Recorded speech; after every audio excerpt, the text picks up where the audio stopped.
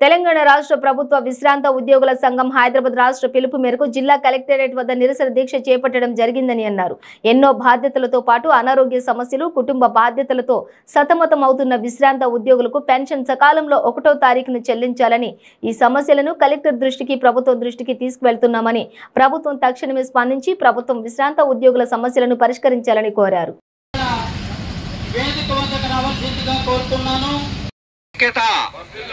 పెన్షన్ల ఐక్యత, పెన్షన్ల ఐక్యత.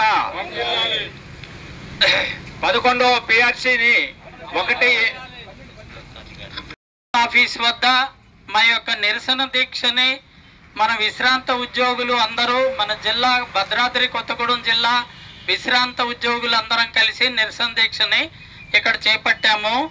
మన డిమాండ్స్, కొన్ని ముఖ్యమైన డిమాండ్స్ ఉన్నాయి. ప్రతి నెల 1వ తేదీనే పెన్షన్ చెల్లించాలి. 15 సంవత్సరాల పెన్షన్ రెస్టోరేషను 12 సంవత్సరాలకే కుదించాలి.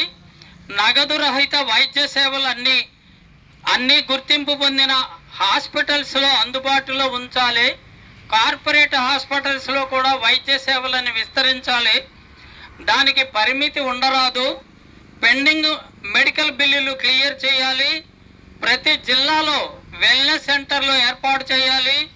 పెండింగ్లో ఉన్న 3 డిఆర్లను చెల్లించాలి. పిఆర్సి 2023 కమిటీని ఏర్పరచాలి. అడిషనల్ క్వాంటమ్ ఆఫ్ ఎలవెన్స్ 65 సంవత్సరాల నుంచే ఏర్పాటు చేయాలి. 398 జీవోలో నియమించబడిన ఉపాధ్యాయులకు ఇంక్రిమెంట్స్ శాంక్షన్ చేయాలి.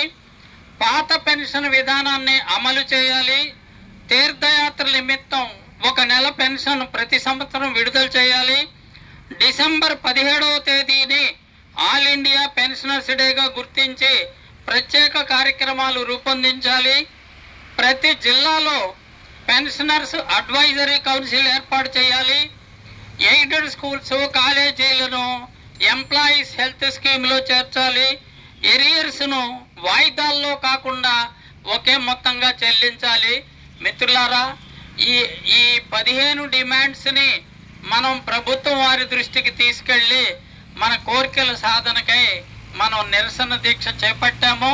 మరి ఇంకా మన విశ్రాంత ఉద్యోగ మిత్రులందరూ కూడా ఈ నిరసన దీక్షలో ఇతోధికంగా పాల్గొని దిగ్విజయం చేయవలసిందిగా కోరుతున్నాను. అలా